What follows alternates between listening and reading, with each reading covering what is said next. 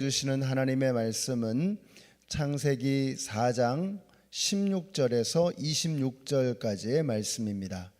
창세기 4장 16절에서 26절까지의 말씀 교독하시겠습니다. 가인이 여호와 앞을 떠나서 에덴 동쪽 놋 땅에 거주하더니 그가 임신하여 에녹을 낳은지라. 가인이 성을 쌓고 그의 아들의 이름으로 성을 이름하여 에녹이라 하니라. 에녹이 이랏을 낳고 이랏은 무후야엘을 낳고 무후야엘은 무드사엘을 낳고 무드사엘은 라멕을 낳았더라. 라멕이 두 아내를 맞이하였으니 하나의 이름은 아다요 하나의 이름은 실라였더라. 아다는 야발을 낳았으니 그는 장막에 거주하며 가축을 치는 자의 조상이 되었고 그의 아우의 이름은 유발이니 그는 수금과 퉁소를 잡는 모든 자의 조상이 되었으며 실라는 두발 가인을 낳았으니 그는 구리와 쇠로 여러 가지 기구를 만드는 자요 두발 가인의 누이는 나아마였더라. 라멕의 아내들에게 이르되 아다와 실라여 내 목소리를 들으라. 라멕의 아내들이여 내 말을 들으라. 나의 상처로 말미암아 내가 사람을 죽였고 나의 상함으로 말미암아 소년을 죽였도다.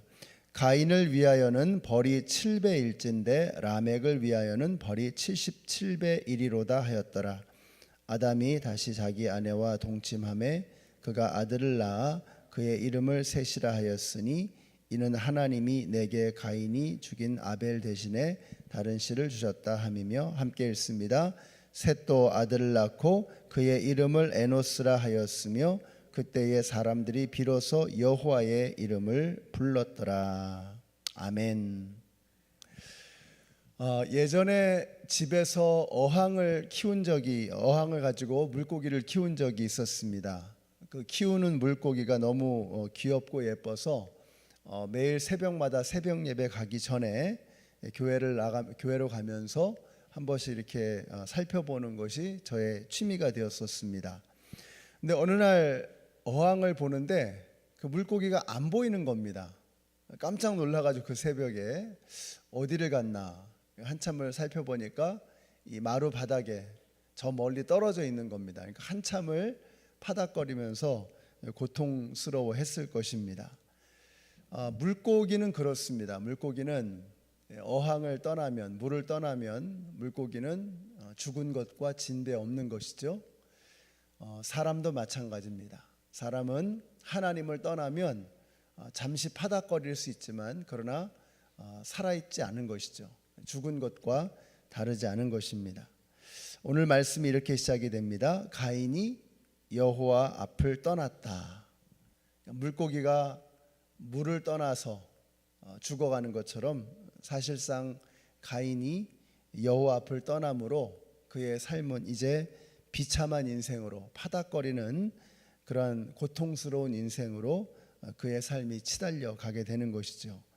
그것은 살아도 사는 것이 아닙니다. 숨을 쉬고 열심히 달려가면 달려갈수록 그 길로 달려가는 그것은 생명 되시는 하나님으로부터 멀어지는 길이다라고 하는 것입니다. 그래서 인생의 방향이 중요합니다. 얼마나 빨리 달려가느냐, 이거보다 훨씬 더 중요한 것이 어떤 방향으로 달려가느냐 하는 것입니다.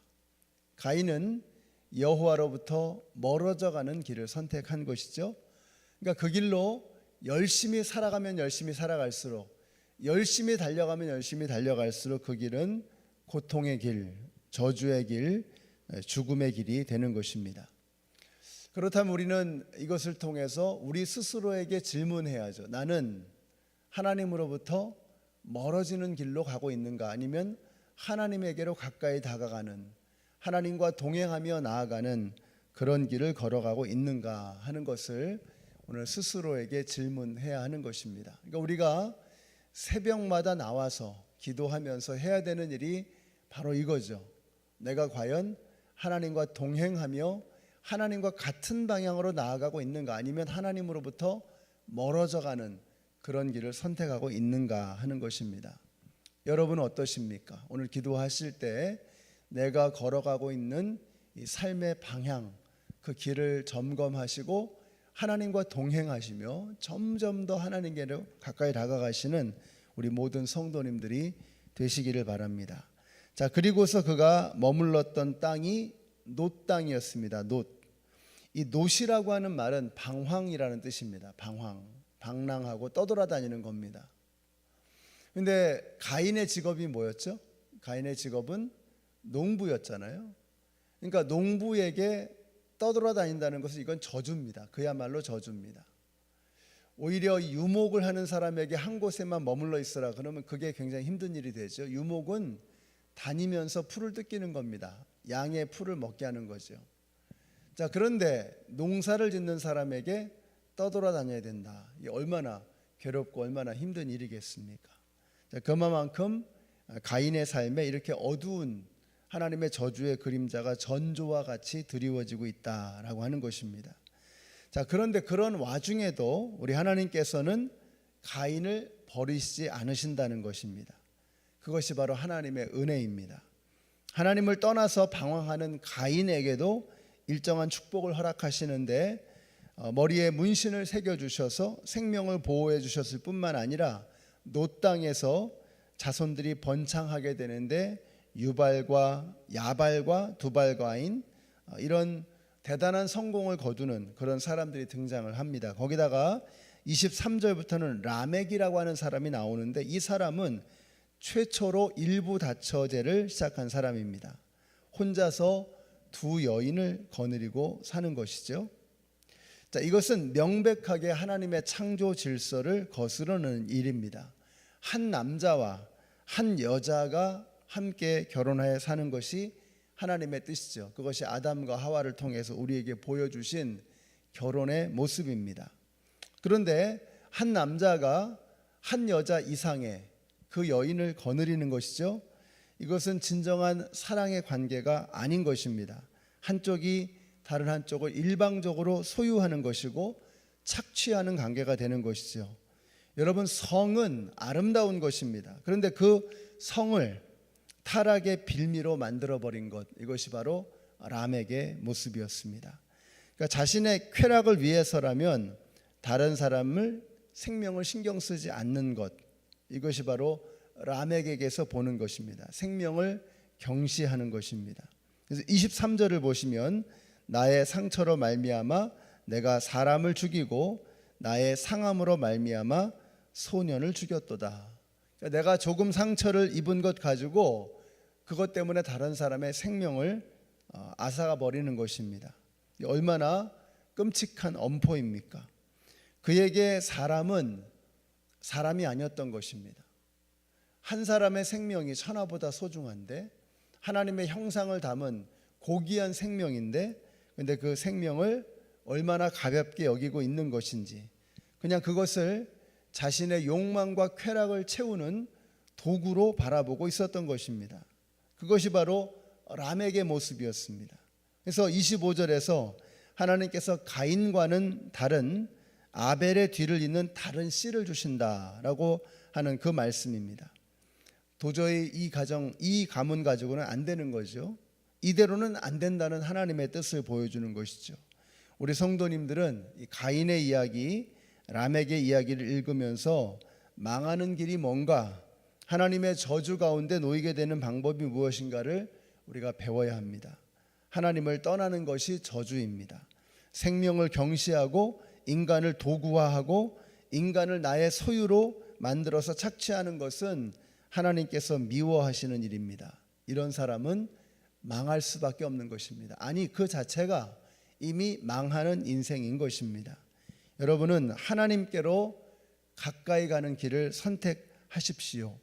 여러분은 사람을 소중히 여기시고 한 영혼을 천하보다 귀하게 여기는 그런 말과 행동으로 오늘 하루를 살아가게 되시기를 바랍니다. 그래서 하나님으로부터 멀어져 가는 길이 아니라, 하나님을 떠나가는 가인의 길이 아니라 하나님께로 가까이 다가가는, 하나님과 동행하는 에녹과 같은 그런 삶을 살아가시는 우리 모든 성도님들이 되시기를 우리 예수님의 이름으로 축원합니다.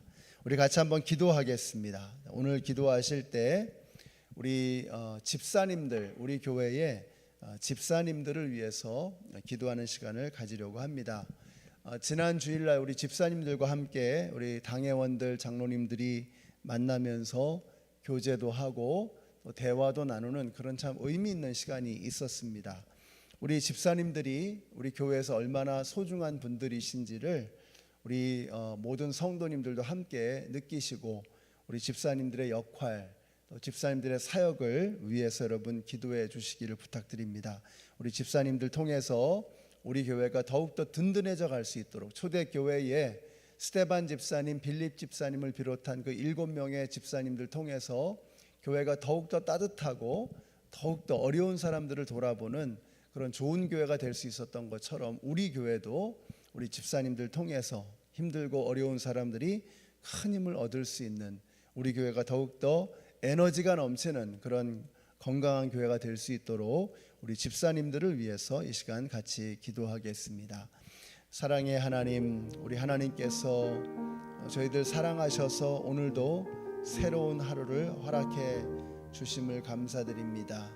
이 새로운